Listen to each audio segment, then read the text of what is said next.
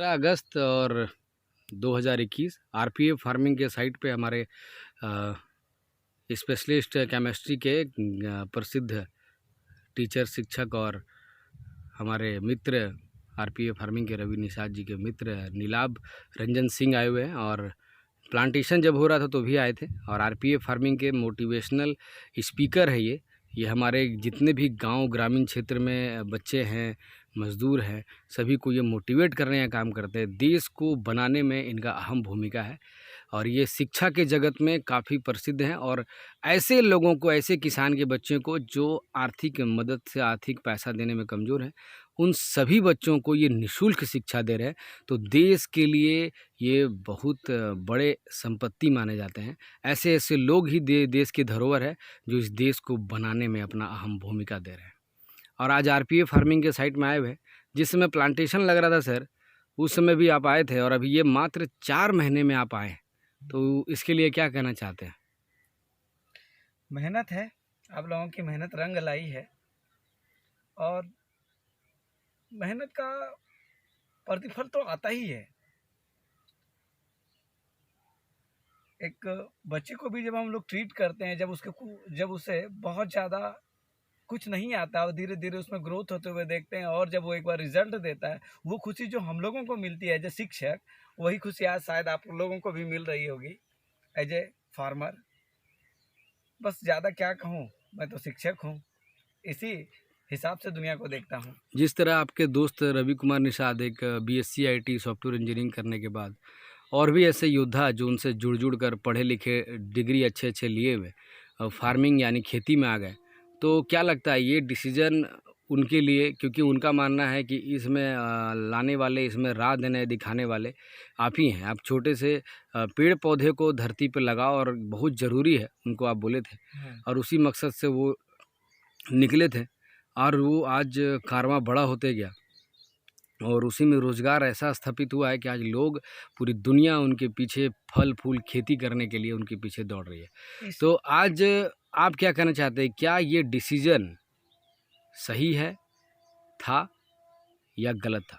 देखिए, इसकी प्रेरणा मुझे अपने पिता से मिली। मेरे पिता भी शिक्षक थे और शिक्षक होने के बाद जब वो अपने गांव में गए और गांव में जब उन्होंने एग्रीकल्चर किया, जब एग्रीकल्चर पे काम करना शुरू किया, तो आम किसान जो शिक्षित नहीं थे तो उनके मुकाबले उनका परिणाम बेहतर था जो मैंने देखा। तो मुझे लगा कि भारत में कृषि में रोजगार है, भारत में कृषि में सफलता मिल सकती है, सिर्फ कृषि को नए तरीके से, नए तौर तरीकों से, वैज्ञानिक विधि से करने की ज़रूरत है। इसीलिए मैंने अपने मित्र रवि निषाद और उनके कुछ सहयोगियों के साथ ये काम प्रारंभ किया। मेरा मानना था कि भारत में कृषि इजराइल के तर्ज पर की जानी चाहिए, जिसमें मल्चिंग और डीप इरिगेशन बहुत इम्पॉर्टेंट है और इसको लाने के लिए बहुत बड़े इन्वेस्टमेंट की ज़रूरत थी, बहुत ज़्यादा टेक्निकल शिक्षा की ज़रूरत थी और बहुत पेशेंस की ज़रूरत थी।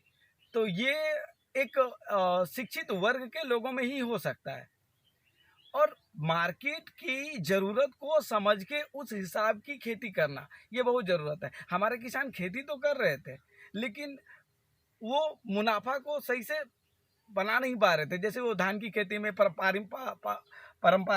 परंपरागत कृषि करते थे, तो परंपरागत कृषि में और टेक्निकल कृषि नहीं करते थे, तो इसके वजह से बहुत ज़्यादा उनको लॉस हो रहा था, या फिर अगर बहुत ज़्यादा लॉस हो रहा था और अगर अच्छी खेती होने के बावजूद भी उन्हें मुनाफा नहीं मिल पा रहा था, कभी लॉस और कभी बराबर रह जा रहे थे लागत के हिसाब से। तो इसीलिए मेरा मानना था कि टेक्निकली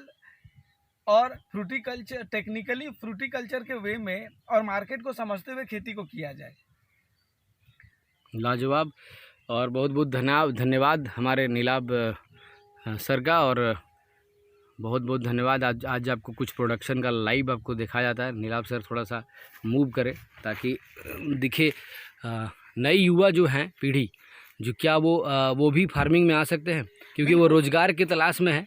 बिल्कुल, उन्हें फार्मिंग में आना चाहिए। उन्हें फार्मिंग में लाने के लिए ही मैंने आप लोगों को फार्मिंग में प्रेरित किया था। और मेरा मानना है कि केवल फार्मिंग में नहीं आना है, बेनिफिशियल फार्मिंग में आना है। ये देखिए क्या सिस्टमैटिक ढंग से लगा हुआ है। हाँ, यही मैं चाहता था कि इन्हीं एक टेक्निकल कृषि की जाए, आप देख एक सकते आधुनिक हैं कृषि की जाए। कि एक ही हाइट का है और लाइव आप देख रहे हो। ये देखिए नीचे से आपको हम एक चीज़ दिखा रहे हैं, नीचे से लेकर ऊपर तक आप कितना फल इसमें पकड़ा हुआ है आप लाइव देख सकते हैं। आइए नीलाभ सर, आप दिखा सकते हैं कि फल का क्या सिचुएशन है। आप देख सकते हैं, लाइव देख सकते हैं आप। और आपके साथ रहने वाले जितने भी ऐसे स्टूडेंट हैं, आपके अभिभावक हैं, आपके रिलेशनशिप हैं, आप उनको क्या बोल सकते हैं, जिनकी ज़मीन बंजर पड़ी हुई है, जिनको लगता है कि मेरे पास तो बहुत ज़मीन है, हम बहुत पैसे वाले हैं, और बंजर रखे हुए हैं, बंजर मतलब उसमें कुछ नहीं कर रहे हैं, तो उनके लिए क्या बोलना चाहते हैं? मेरे किसी मित्र ने एक बार कहा था कि जमीन तो हमेशा कुछ ना कुछ पैदा करती है, अगर आप उसमें फसल लगाओगे तो वो फसल पैदा करेगा, और नहीं लगाओगे तो घास पैदा करेगी। यानी वो एक भूमि अपना कार्य निरंतर करते रहती है।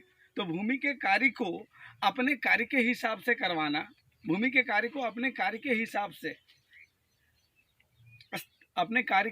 से या एक भूमि की क्षमता को अपने हिसाब से इस्तेमाल करना ही मेरा उद्देश्य है, हम लोगों के फार्मिंग का उद्देश्य है। मेरा मानना है कि ज़मीन पड़ा हुआ है तो उसका इस्तेमाल होना चाहिए। जैसे एक लॉ है इजराइल के अंदर कि अगर किसी व्यक्ति का भूमि केवल 2 साल के लिए, अगर उसमें वो व्यक्ति या तो खुद खेती नहीं करता या किसी और के द्वारा खेती नहीं करवाता है, तो उस व्यक्ति पर लीगल एक्शन लिया जाता है सरकार के द्वारा। ऐसा ही कठोर कानून भारत के अंदर भी होना चाहिए। बहुत सारे लोग अपनी भूमि का ना तो इस्तेमाल करते हैं, ना ही किसी और को इस्तेमाल करने देते हैं।